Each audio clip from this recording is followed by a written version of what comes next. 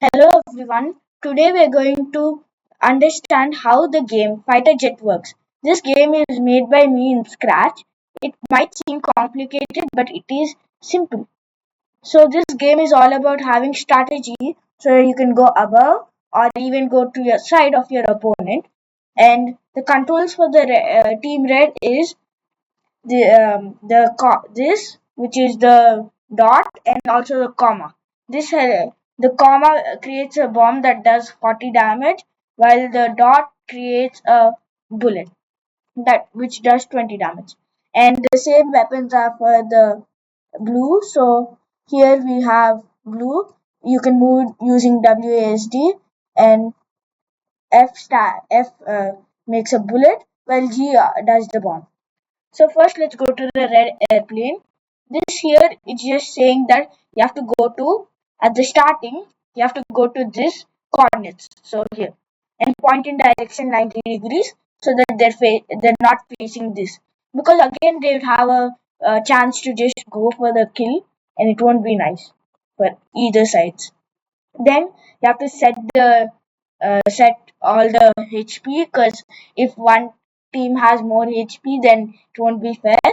Then we need to set the red direction to this direction, action direction. The reason for this is so that the bullets can go at the correct direction. Then up, down, left, right, we just point in the direction and move 10 steps for everything till red arrow. Then here you might know that using commas and dots are not normal. You can't just directly go to sensing, get key space, and find commas or dots. You have to use the join, leave this alone and keep comma, and then you have to broadcast whatever should happen. Here I'm going to use the red bomb launch, and then we have to wait 0.5 seconds, so it's not like an infinite spam. Then here there's a dot with nothing here. It works, and here just 0.4 seconds, but due to this being a lower level attack compared to this.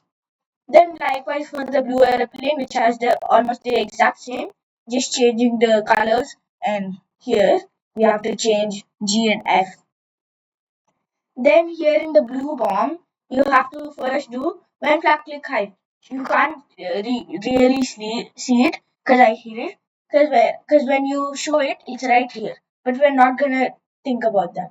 But when it receives the thing to go, like come in, have a clone to fall down, it creates a clone. Then this all of this happens. When I start as a clone show, that will now you can see it. Go to blue plane because you want it to fall down from the blue plane. Point in direction 180 so it falls down. Then you have to do forever, move 10 steps, and that will just make it go down forever due to the 180.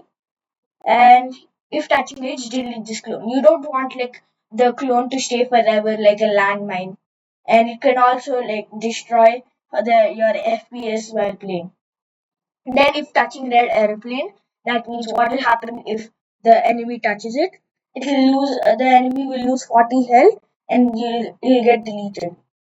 Then when I receive, yeah. So this just goes in a circle. As soon as it gets the message, it'll do. Likewise for the red bomb. Now missile. Missile is a bit harder since when all of this is the same, just that missile launch. Go to red airplane, same thing. Show point in direction red dir. The reason we use dir is so that it doesn't launch this side even if you're this side. So for example, when I'm playing, I don't want it to launch to the right side. I need it to launch to the left side right now. Then we have if touching blue plane -20. That's how strong the weapon is. Delete this clone because you don't want it to stay there forever. Likewise for the blue missile. So here the good part about this is that there's a wait time. So spamming is not possible. And this is a fun game to play with two people.